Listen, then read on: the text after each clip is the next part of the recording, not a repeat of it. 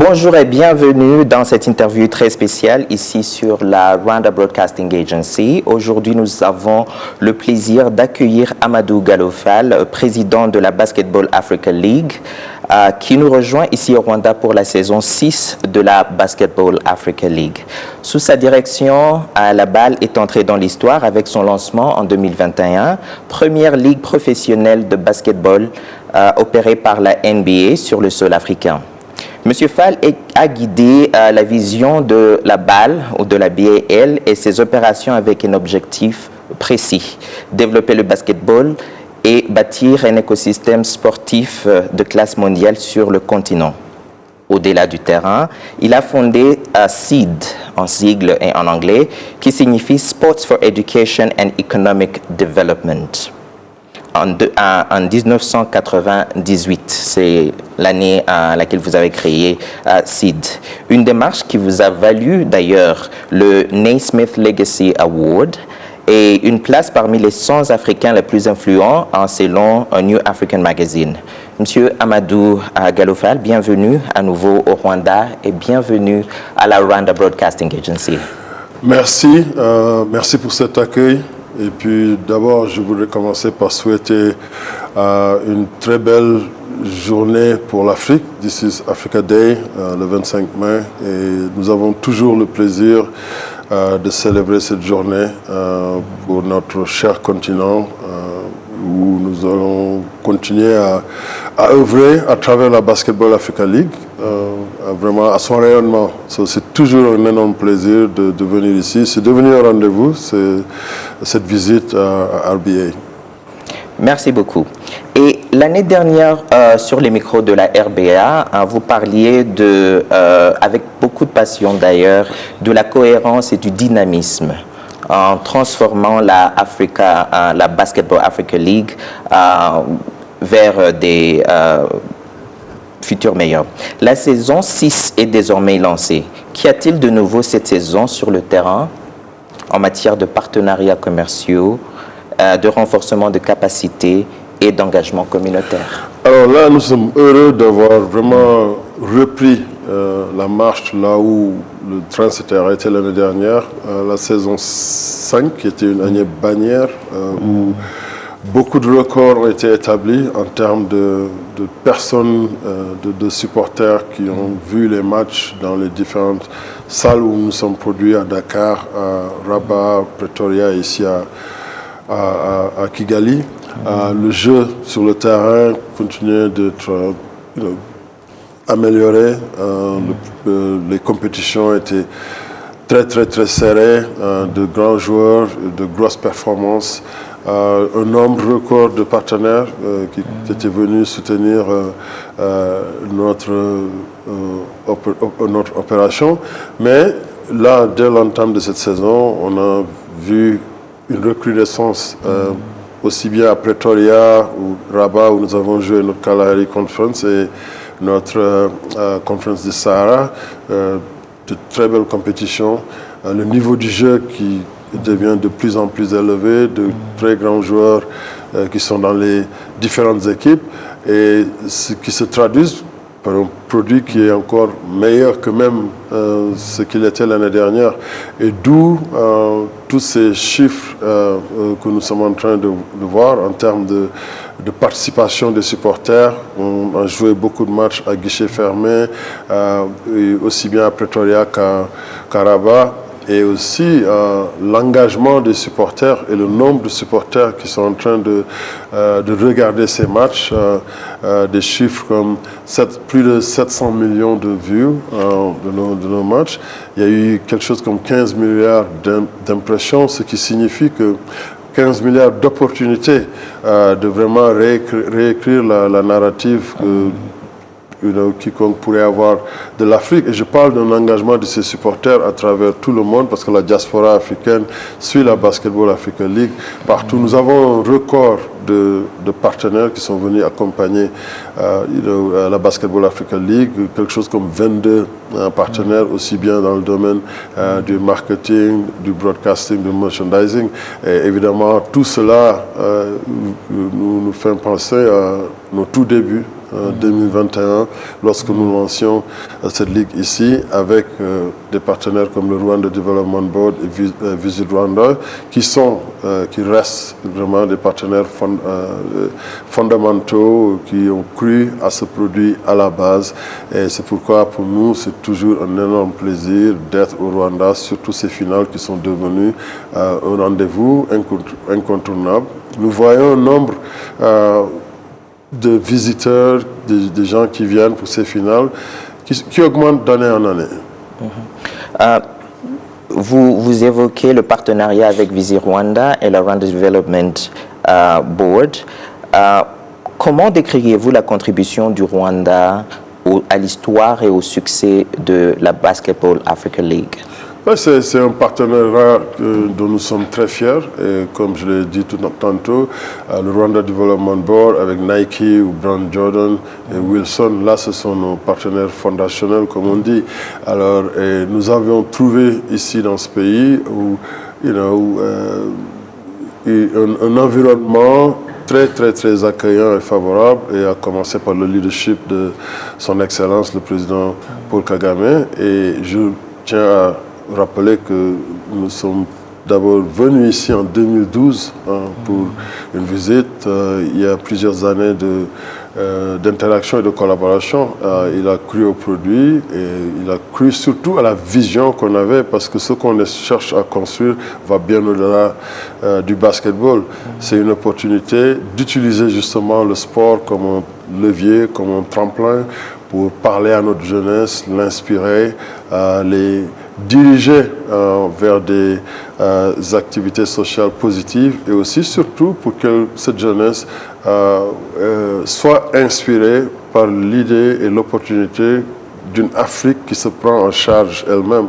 Et j'ai toujours pensé que tout devrait passer par notre jeunesse. Cette jeunesse, il faut juste leur montrer un modèle ambitieux pour qu'eux-mêmes, parce qu'ils ont l'énergie, ils ont l'intelligence, ils ont surtout la motivation qu'il faut pour créer, entreprendre et créer de la valeur pour nos sociétés.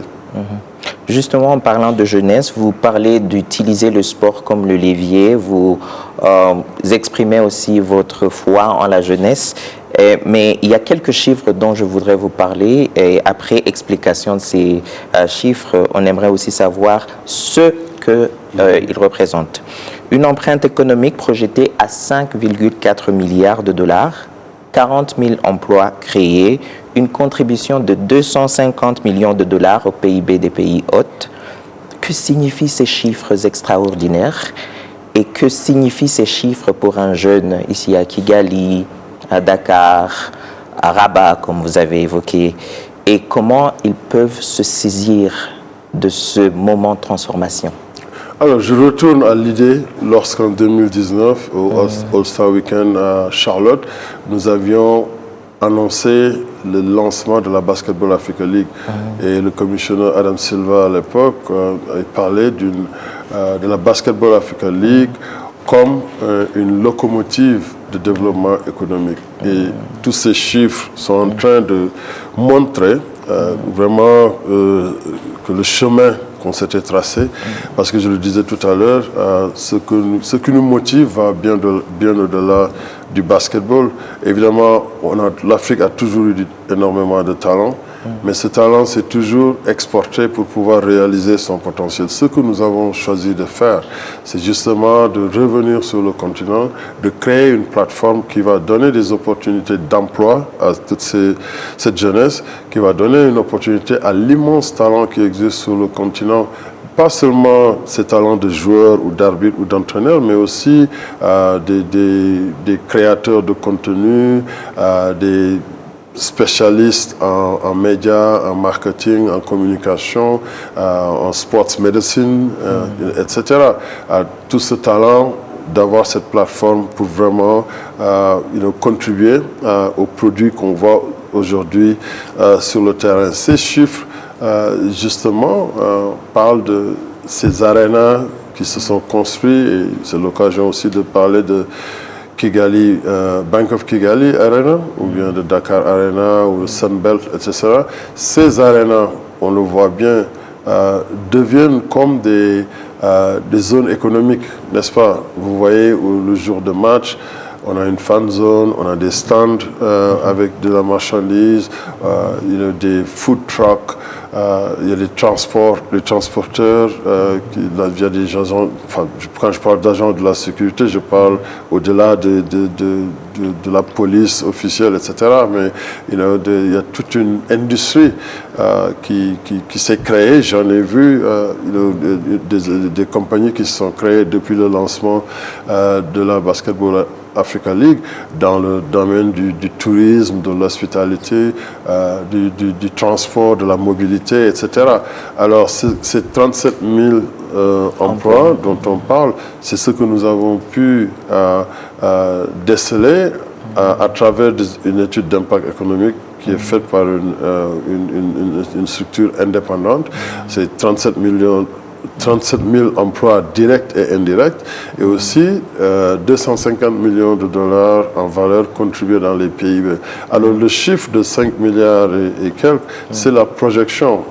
Si après 4-5 ans, les chiffres sont 250 millions de dollars de contribution au PIB et 37 000 emplois, dans 10 ans, ça va faire 5 milliards et quelques par rapport au PIB, et puis 650 000 emplois de contribution dans le PIB. C'est encore juste une manière de chiffrer,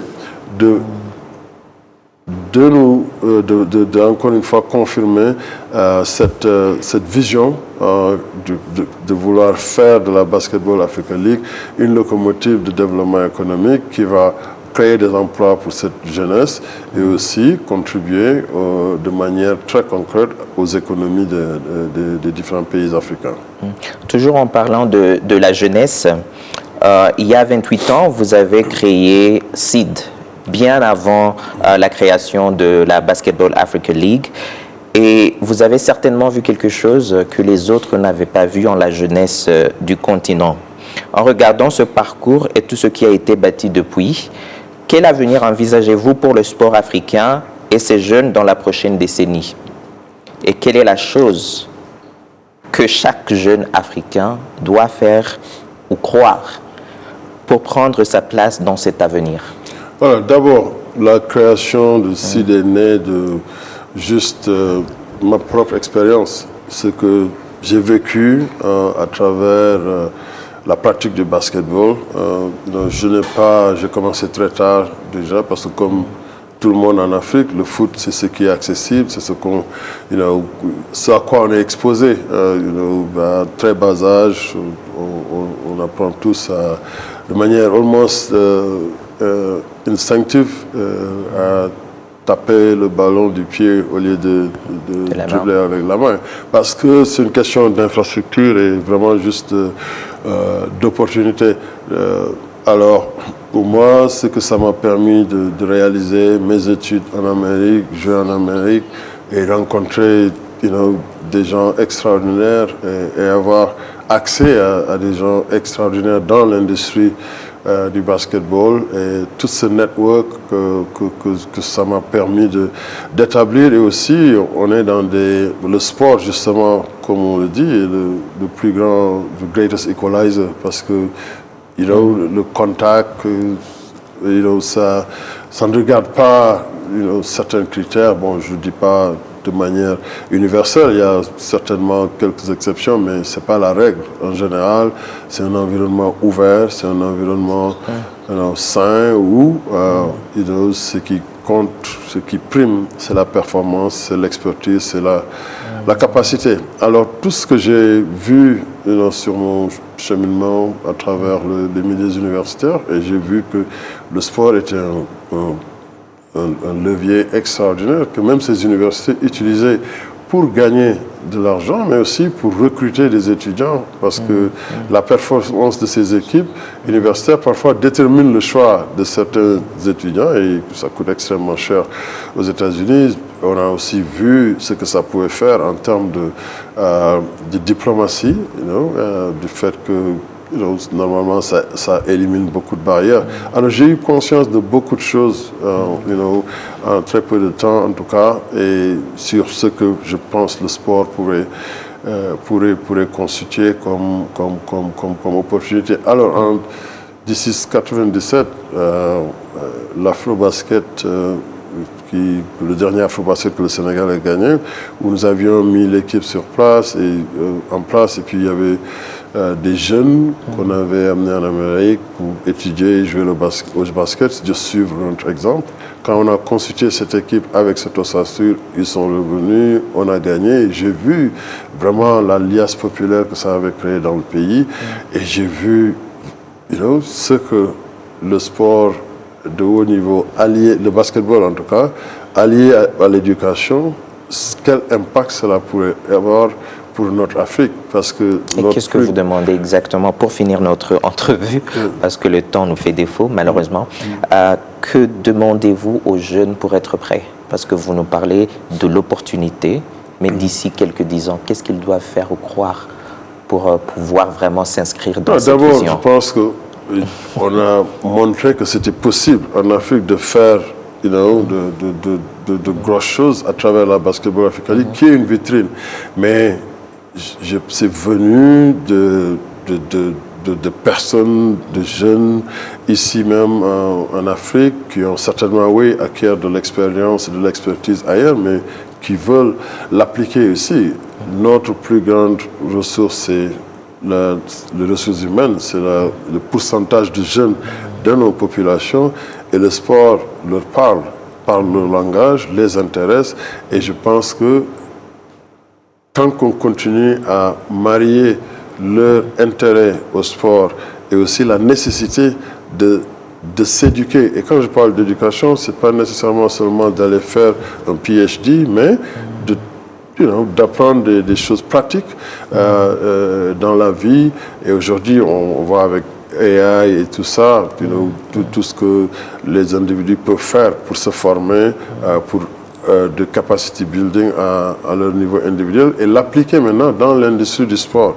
Ce que je dis à cette jeunesse, c'est qu'il y a une énorme opportunité dans l'industrie du sport, où la Basketball Africa League se positionne comme un catalyseur, et ce n'est pas seulement que pour les joueurs et les entraîneurs, mais dans tous les autres corps de métier. On a besoin de tous ces corps de métier pour continuer à bâtir ce produit. Mon message, c'est qu'il soit ambitieux, qu'il soit courageux et qu'il soit extrêmement confiant, et puis surtout de sentir un sens de responsabilité que l'Afrique va se faire par nous-mêmes, les Africains. On invite tout le monde, c'est sûr, et on veut que du capital vienne de partout, que les gens viennent collaborer, réaliser des objectifs, faire des affaires, mais il faut que aussi les Africains ne restent pas sur la touche à regarder. Je suis ravi, j'étais là il y a moins de 2 semaines aussi au forum, et de voir que de plus en plus dans le discours, en tout cas de presque tout le monde, il y a une place que tout le monde reconnaît, que l'industrie du sport peut avoir dans le développement économique de l'Afrique. On a le talent, on a tout le talent qu'il faut. Maintenant, il faut que ce talent soit peaufiné, soit exposé, encadré, et surtout qu'on ajoute de l'expertise. Merci beaucoup de nous expliquer qu'il y a des opportunités dans l'industrie du sport, et aussi de rappeler aux jeunes à s'éduquer, à avoir un sens de responsabilité et à se saisir de ces opportunités. C'est la fin de notre entrevue en français aujourd'hui, et bonne suite de programme sur la Rwanda Broadcasting Agency.